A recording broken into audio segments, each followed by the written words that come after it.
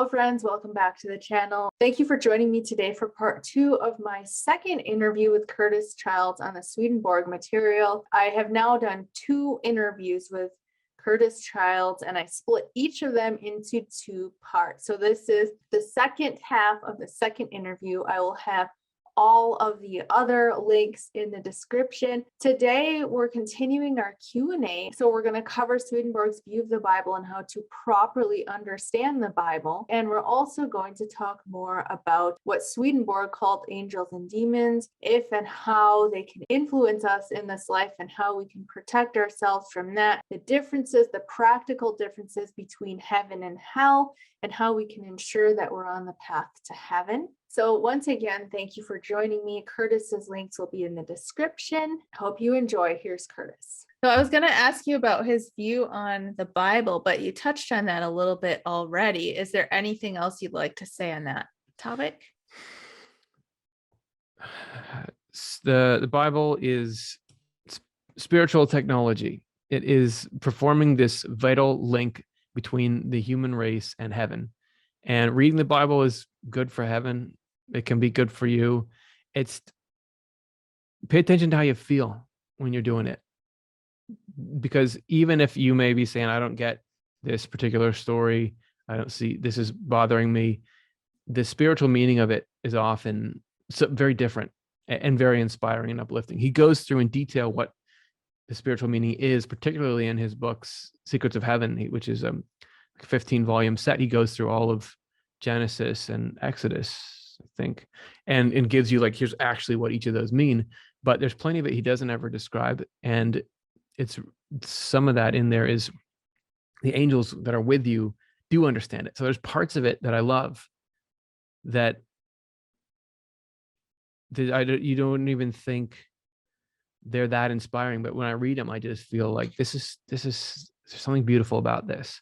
Pay attention to that, because it could be that the angels that you're with, that means something really good to them, or it means something that the inner meaning there is really true to you. So it's something that anybody can get something out of, but don't get too hung up on, don't let the literal meaning take you away from that love. If you're looking at it with the knowledge that this is a book, as Jesus said, which is all about loving the Lord and loving the neighbor, and how do I find that in here? That's the way. It's about the intent you come at it with. He would talk about that if you're going to the word, which is what he always called the Bible, he called it the word.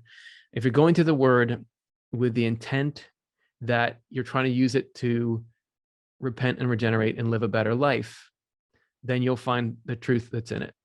If you're going to the word with the intent that you're going to make a name for yourself, or you're going to find a way to judge somebody else, or you're going to do anything that love of self and love of the world wants from it, your goal is going to miss the point. You're going to, sure, you can grab a phrase out of there and use it to justify anything you want, but that's not, you're not actually, that letter is dead without the spirit in it. The spirits in heaven and hell, which, if I understand correctly, he referred to them as demons and angels. Right. Did he say anything about whether or not they can influence us here on earth? They influence us all the time. Right now, you and I are being influenced by heaven and hell. The good things and the true things that we're thinking and the good things that we're doing are coming from heaven. And all the false things we're thinking and evil things, I don't think either of us have done something super evil since we got here, but all that is coming out of hell.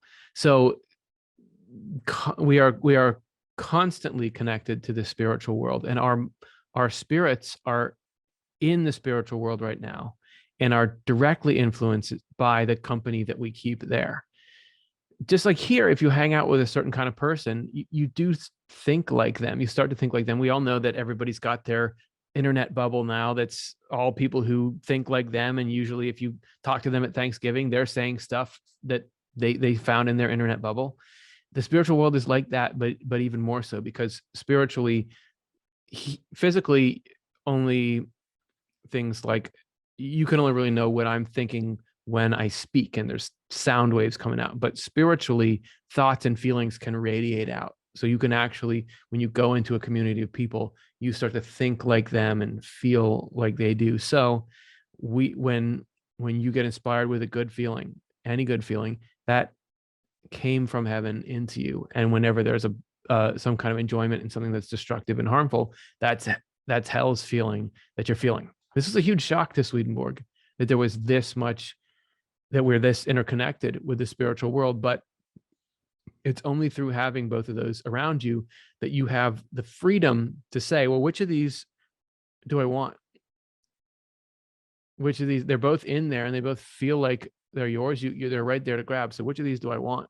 And knowing that, it's a little weird, but knowing that has really helped me, because it used to be when I would get negative thoughts and feelings, I would just, well, these thoughts, they got to be true and they're mine. So I've got to kind of think through them and let them get me down. But with Swedenborg, I can know, like, this is from hell. It's from hell. And the good thoughts, I can say, well, I'm listening. Okay, what are you saying to me? And doing that has really helped me out. So heaven and hell are around us all the time. So it's not anything to get freaked out about. It's just like you constantly have in your body, there's germs or harmful microorganisms that are always trying to make you sick, always. But your immune system is usually taking care of them, right? And there's always beneficial bacteria that are living in your stomach, and you need them or you couldn't digest anything. It's kind of like how it is, like there's always angels and evil spirits influencing us, but it's just about, okay, making sure you keep the bad stuff under control and feed and work with the good stuff. And he says that knowing that, understanding that all good is from heaven and all evil is from hell, is a key to us being freed from that and stepping into the state where you can really make an informed choice, and by continually choosing what's good, which is coming from heaven, which you should say it's from God through heaven, that brings us more and more into heaven as to our spirits. And so you can actually be your spirit can be living in heaven even while your body's in the world. Is there anything we can do to protect or shield ourselves from the influence of hell? Or is it just really about staying focused on the heavenly influence? I think so. Hell really has access to us through our love of our own self-importance and our materialism. So when you're in a mode of life where what makes you excited and happy is how you can help the human race, how you can be a good neighbor and a good person, there's not a lot for hell to grab there. It's when I get wrapped up in myself and I'm thinking about how good is Curtis? Like, how do you do in this interview here? What do people say in the comments? Or whatever your particular thing is, that's when hell can get you. And so the thing that I would do to protect myself is gotta go. You can't fight it from your own stash. I can't reason my way out of it. I'm getting worries about how life is going to turn out for me or something. I can't say, well, this is what I think, because hell, just like your own negative thoughts, you experience it as that. I call that hell. I think it's coming from hell. It just knows how to get you, and you'll get spiraling further and further. But if I say, if hell is saying to me, well, what if this happens to you? What if that happens to you? And if I just say, well, if that's what God's providence wants to have happen, then I know it's for the best. Well, there's no answer to that. So the more that we can come, that's why these spiritual crises are so important that I was talking about before, because the more that those principles, like the idea that every hair on your head is numbered and that God knows exactly, is going to make sure that nothing happens to you except what can have good brought from it. The more that becomes real to you, the less power that hell has, because it can't spook you when you know the truth. That's, I guess, why Jesus says the truth will set you free. So to me, the most success I have is when I can return to even just a handful of truths that I can lean on. And instead of getting wrapped up in exactly what hell is saying, just say, well, all good is from heaven. I just want to do what the Lord is trying to do. I'm not supposed to have care for tomorrow, whatever truths are potent to you, and just keep repeating those. It's actually, so the five stones that David had against Goliath, the stones correspond to truths. So that's the power of truth to push back even hell. But you got to know that it's not you. I can't fight hell. That only God does that, but he does it through us when we turn to these truths and the feelings of love, which is what God is offering us. So Jesus can battle the hells that are in you, just like he battled them on the cross. But we've got to open that door. This has got to be something that we invite in, because otherwise, he can't force his way in. That's the nature of love and freedom. One final question I have for you. If you could pick one truth from Swedenborg's writings that you think would be most important for people to understand, what would it be? This has changed for me as time goes. Definitely the idea of divine providence and that God is taking care of every detail. There's been times when that felt like the most important to me. There's been times when what we were just talking about, the don't believe everything you think, that heaven and hell are in your mind. That's when I felt like that maybe that's the most important. But now what seems the most important to me is the difference between heaven and hell, and that is the actual struggle that's going on.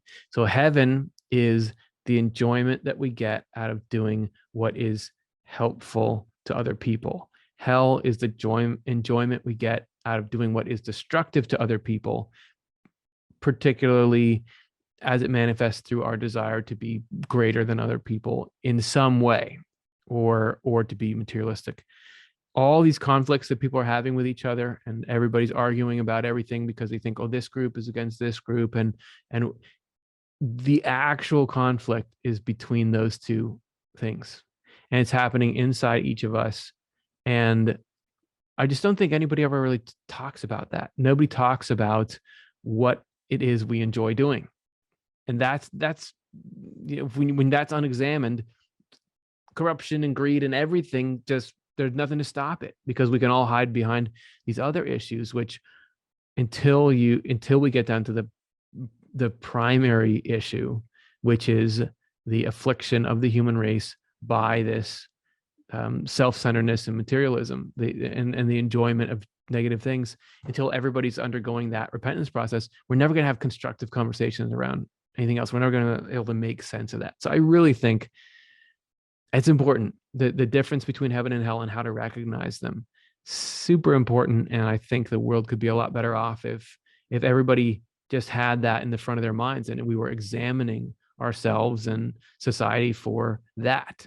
And really, it only really works if you're examining yourself, because you can't ever know somebody's spiritual state. You can judge their actions, Swedenborg says. So you can say, well, you can't do that. And you can even, okay, we've got to put this person in jail because they're a danger to society. But you can never know somebody's spiritual state. You can never know why they did what they did. You can never know whether they're in the enjoyment of heaven or the enjoyment of hell. So if everybody would know that there's heaven and there's hell, and the most effective thing I can do is look for those in myself, and then go ahead and face out towards the world and do something, I think that's it. I think that's the most important thing. I'm really glad that you highlighted that point, because it was one of the most profound things that you said in our previous interview, that hell is the enjoyment of doing things that are destructive to others. And I was able to start recognizing some things in myself. It's like, if you're in traffic and somebody is tailgating you, say, and then you just get enjoyment out of slowing down or making things harder for them, that's hell. And if people we can start to recognize that, I mean, people can't change something that they don't know, that they're not aware of. That's such a great example, and it's a great point, because people will think, oh, hell, well, that's something like an axe murderer, or like from a movie. Like, I don't do that. But the hell, little things are hell. Like, there's hell in that, and we don't realize it. But that, given more and more free reign, yes, the satisfaction you get in, I'm making this person mad. And it's not that you can't. There's a distinction, because it's not that, let's say somebody is tailgating you. Tailgating is dangerous, right? It's actually, it's causing danger. So it's not that you couldn't say, like, okay, I need to in some kind of safe way, maybe I need to call the police or do something to, it's not that you couldn't ever dissuade this person or let them know that that's harmful, but the enjoyment of like, like I love that I'm causing this person pain without any thought of reforming them or what this is doing. That's what the difference between heaven and hell is. And it just shows up all the time in all these little things, and knowing that that's part of the big battle. It's just like you said, that if you don't know it, you can't recognize it. And Swedenborg says the same thing, that if we're not giving the tools to examine it, we'll never notice it's there because it's pleasurable, because we enjoy it. So we don't want to discover it because it's like, it's working for us. So you don't examine it. So that's a great example. Well, Curtis, would you like to share with the viewers again where they can get in touch with you? Sure. Just go to youtube.com/off the left eye. We have 1,000+ videos on Swedenborg's worldview. And if you leave a comment on any of those videos, we will find it and we'll respond to you. So we'd love to chat about whatever you want to talk about. Wonderful. I'll have that linked in the description. Thank you so much for joining me again, Curtis. This has been amazing. Thanks for having me back. This has been really fun.